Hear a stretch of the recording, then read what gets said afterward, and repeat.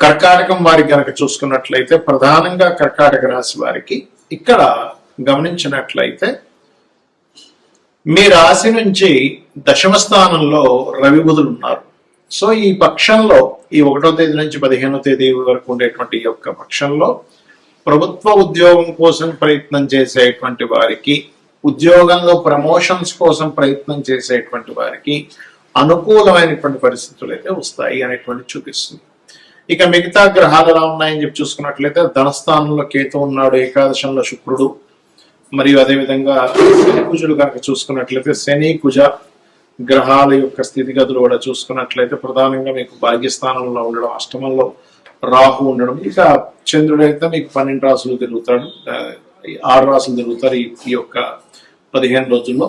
అయితే ఈ యొక్క గ్రహస్థితి రీత్యా మీకు ఎలా ఉండబోతుంది, ఏ దేవతారాధన చేసుకోవాలి, ఎటువంటి పరిహార మార్గాలు చేసుకోవాలి అనేటువంటి అంశాలు చెప్తుంది. నేనైనప్పటికీ చెప్పేస్తుంది సాక్షాత్ లలితా అమ్మవారిగా భావిస్తూ ఆ లలితాంబిక అమ్మవారి యొక్క అనుగ్రహం మీకు పరిపూర్ణంగా కలగాలని స్ఫూర్తిగా కోరుకుంటూ, ఇక్కడ మీకు ఎప్పుడైతే దశమ స్థానంలో ఉండేటువంటి రవి ఉన్నత స్థితిని మీకు ఉద్యోగరీత్యా ఇస్తున్నట్లయితే అక్కడ బుధుడు కూడా కలిసి ఉన్నాడు కాబట్టి వ్యయాధిపతి, మీరు విదేశాలకు వెళ్ళి అక్కడ ఏదైనా వ్యాపారం చేయడము, విదేశాల్లో బంధువర్గం సంబంధించిన వాళ్ళంటే వాళ్ళ ద్వారా మీకు ఏదైనా సరే అవకాశాలు రావడం, విదేశాలకు వెళ్ళడానికి, అక్కడ ఉద్యోగం చేయడానికి అనేటువంటిది కూడా ఈ రవి బుధులు సూచిస్తున్నారు. శుక్రుడు ఏకాదశంలో ఉన్నందుకు ఈ యొక్క కన్స్ట్రక్షన్ రంగాల్లో ఉండేటువంటి వారికి, ఫ్యాషన్ రంగాల్లో ఉండేటువంటి వారికి, అందానికి సంబంధించిన కళారంగాలకు సంబంధించినటువంటి వృత్తుల్లో ఉండేటువంటి వారికి బాగుంటుందని చెప్పుకోవచ్చు. కాకపోతే మీరు ధనస్థానంలో కేతు ఉన్నాడు కాబట్టి ధనపరమైనటువంటి విషయాలలో మీరు ఏదైనా ఒక నిర్ణయం తీసుకునేటప్పుడు పొరపాటును కూడా కుజ రవి హోరల్లో తీసుకోకండి, ధనం ఎవరికి ఇవ్వకండి. ఆది మంగళవారాలు కూడా మీరు ధనం ఇచ్చేటువంటి విషయాల్లో జాగ్రత్తగా ఉండండి. మీకు మరింత ధనపరమైనటువంటి విషయాల్లో మరింత అభివృద్ధి రావాలి అని అనుకుంటే కనుక సూర్య నమస్కారాలు మరియు గణపతి యొక్క ఆరాధన ఎక్కువగా చేయండి. మీరు ఎంత సూర్య నమస్కారాలు, గణపతి యొక్క అష్టోత్తరం చదువుతూ మీకు వచ్చిన ప్రతి రూపాయి కూడా గణపతికి ఒక్కసారి సమర్పించుకొని మీరు కనుక చేసినట్లయితే ఖచ్చితంగా బాగుంటుంది. ఇక మరొక విషయం ఏంటంటే ఇక్కడ గమనించినట్లయితే ఈ యొక్క రాశి వారికి చతుర్థాధిపతి లాభస్థానంలో ఉండడం అనేటువంటిది మంచిదే అని చెప్పి చెప్పుకున్నాము. కాకపోతే సంతానం విషయంలో కొద్దిగా స్ట్రెస్ ఉంటుంది. సంతానము మరియు ఎవరినైనా ఇష్టపడిన వారితో వివాహం కోసం చేసే ప్రయత్నంలో కొంత స్ట్రెస్ ఉంటుంది. ఎందుకంటే ఈ సప్తమాధిపతి పంచమాధిపతి అయినటువంటి కుజుడితో ఈ రెండు కూడా విరుద్ధమైనటువంటి గ్రహాలు కాబట్టి భాగ్యస్థానంలో ఉన్నందుకు కొంచెం పెద్దవారితో మీరు ఇష్టపడిన వారిని వివాహం చేసుకునేటువంటి క్రమంలో కొంచెం పెద్దల యొక్క అంగీకారం లేకపోవడం, దానివల్ల కొంత ఘర్షణ ఏర్పడము, మరియు దూర ప్రాంతాలకు వెళ్ళేటప్పుడు కూడా కొద్దిగా జాగ్రత్తగా ఉండండి. శని కుజులు మీకు భాగ్యస్థానంలో ఉన్నారు కాబట్టి. మరియు మరొక విషయం ఏంటంటే ఇక్కడ గమనించినట్లయితే బ్యాంక్ ట్రాన్సాక్షన్స్ విషయంలో కూడా ఆది శనివారం మంగళవారం ట్రాన్సాక్షన్ చేసేటప్పుడు కాస్త చూసుకోండి. ఇక మీరు నిత్యము చేయవలసింది సుబ్రహ్మణ్యేశ్వర స్వామి యొక్క ఆరాధన చేయండి, అన్ని విధాలా మీకు బాగుంటుంది. ఇక్కడ మనం గోచార ఫలితాలు చెప్పుకుంటూ ఉంటాం, కానీ గోచార ఫలితాల కంటే కూడా అతి ముఖ్యంగా మీరు చూసుకోవాల్సింది జన్మజాతక ఫలితాలు. అది ఎలా చూసుకోవాలి?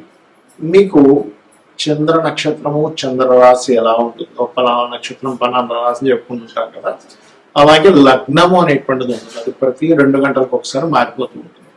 మీరు ప్రధానంగా ఏ లగ్నంలో జన్మించారో చూసుకోవాలి. ఎందుకంటే మీరు జీవితంలో ఎదగాలి, సుఖపడాలి, మంచి రూపురేఖలు ఉండాలి, లేకపోతే మీరు శారీరక శ్రమ పడుతున్న శ్రమకి మీకు ఫలితం రావాలంటే లగ్నం బాగుండాలండి. ఎందుకంటే ముఖ్యంగా లగ్నం గుర్తుపెట్టుకోండి.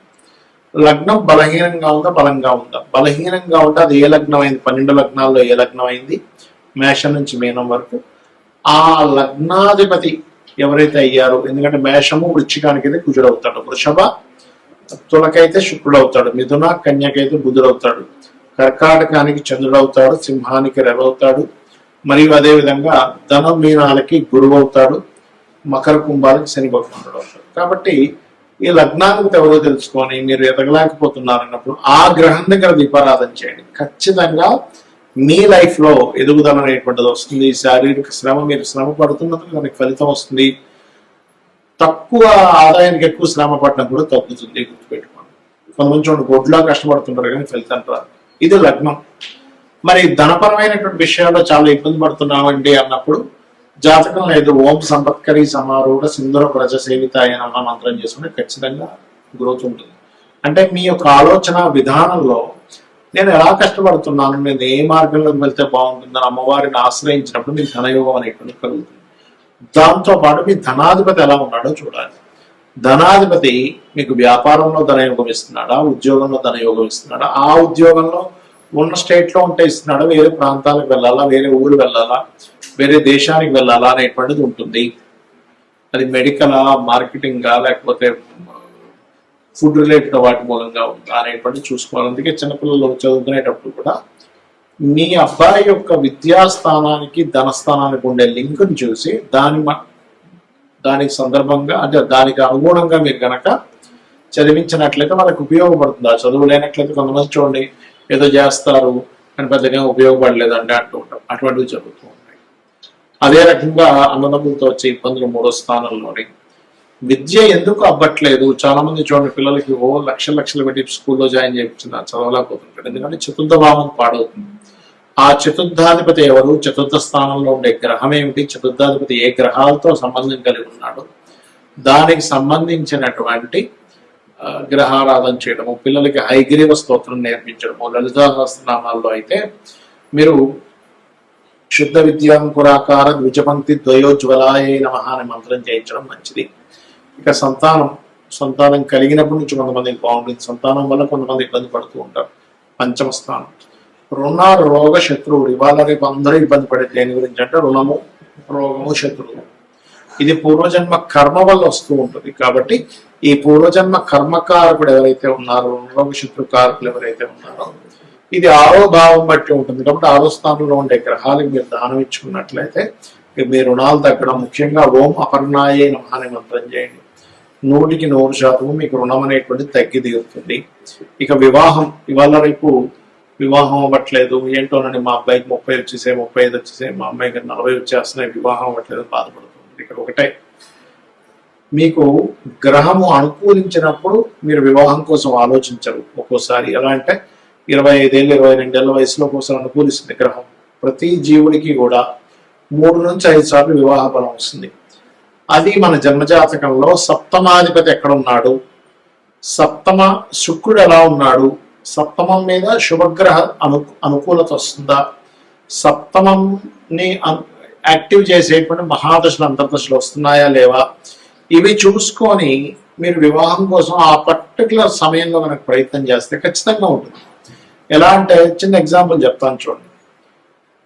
మీరు సినిమాకి వెళ్దాం అనుకున్నారు, మార్నింగ్ షోనా, మ్యాట్నీనా, ఫస్ట్ షోనా, సెకండ్ షోనా, 4 షోలు ఉంటాయి. అలా కాకుండా నేను అక్కడ 2 గంటలప్పుడు సినిమాకి వెళ్దాం అనుకుంటున్నాను, నేను థియేటర్కి వెళ్తే ఎవరు తెలుస్తారు, మూసుంటుంది. అలాగే మీరు ఏదైనా ఒక వస్తువు కొనాలన్నా పలానా సమయం, పలానా మార్కెట్, పలానా ప్రదేశం. సూర్యోదయం కూడా రాత్రి ఎప్పుడో